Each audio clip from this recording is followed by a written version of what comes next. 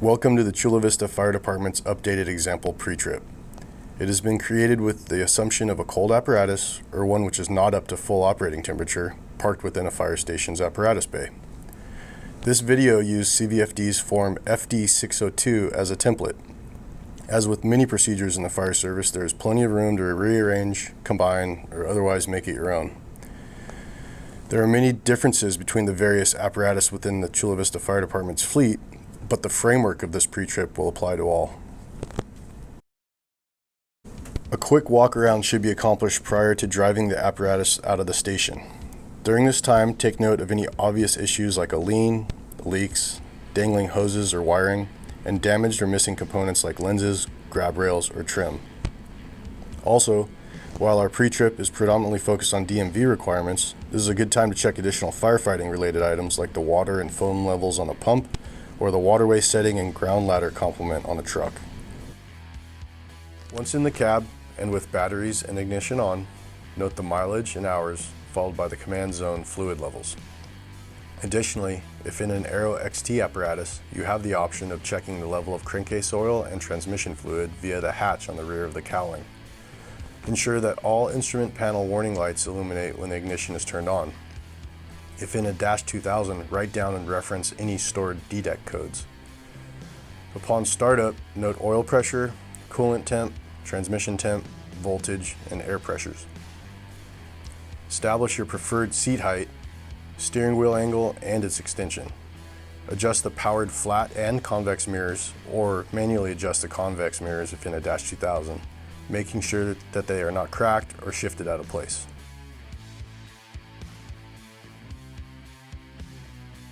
Cab compartment checks. Evaluate the defroster and the air conditioner.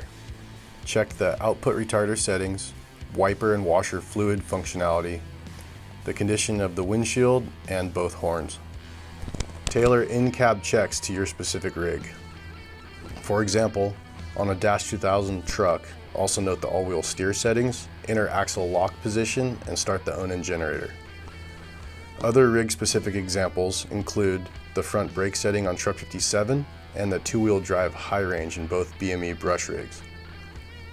Prior to exiting the apparatus, illuminate headlights, hazards, emergency, scene, and directional arrow, along with a quick check of steering play. Rear turn signals, brake lights, and reverse lights can be verified with an assistant or by using a reflection if it's available.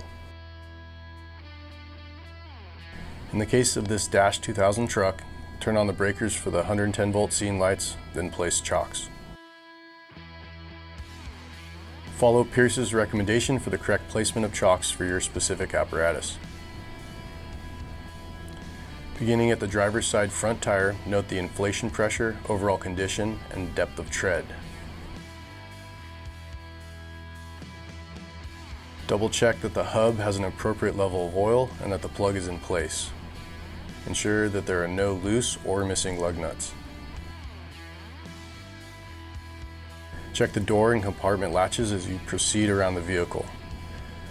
Verify the presence of extinguishers and cones, and evaluate ICD at each wheel.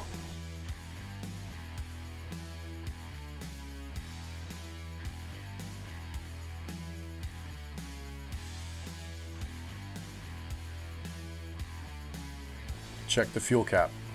Take note of all emergency lights, 12 and 110 volt scene lights, and LR4H. On this apparatus, ground ladders and long-handled tools can also be verified prior to continuing around to the passenger side. Upon completion of the detailed walk-around, perform an air brake COLA evaluation. A COLA works well at this point because the chocks are down, the engine is running, but it's about to be shut down for the cab tilt. In order to tilt the cab on the straight truck, Pierce recommends that the stabilizers be planted because of the stress that the ladder imparts upon the vehicle. This is therefore the only apparatus which must be restarted after the COLA. After raising the ladder and securing the cab, tilt the cab far enough to clear the cab lock. In a -2000, the lock will fall into place, while the Aero XT requires manual placement. In neither case should the cab be lowered down to load the lock. Because the apparatus is in service, Immediately check all 5 fluid levels, followed by the condition of belts and fan. Cleaning and further inspection is warranted, but if a call for service occurs, at least the fluids have been manually verified.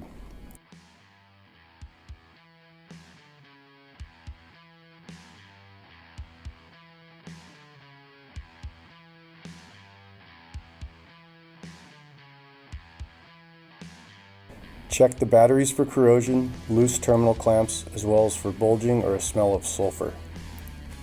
Evaluate that Vogel autolube manifolds for leaks or loose connections.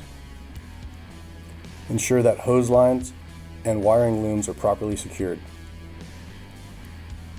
Check cooling lines and their hose clamps for signs of leaks, as well as the tubing and clamps throughout the forced air induction system. A tilted cab provides a good opportunity to check both the tilt motor and its reservoir. Keep in mind that the reservoir should be relatively low because much of the hydraulic fluid is now within the lifting rams. Keep looking around for additional considerations like weeping transmission lines and listen for air leaks. In general, many problems show warning signs before failure. Try to locate the source of any leak. Eliminating the time it takes shops to find leaks could help keep your frontline rig stay in service.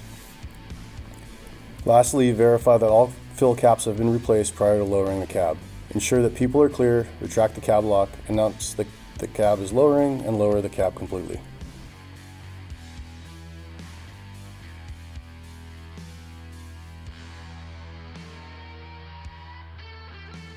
Back inside the cab, check the condition of seat belts and their latches. Check for the presence of accident forms. Check for the inventory of paper maps and reference books. For the fuel pouch with key and gift cards, and for a par of 800 and VHF portable radios.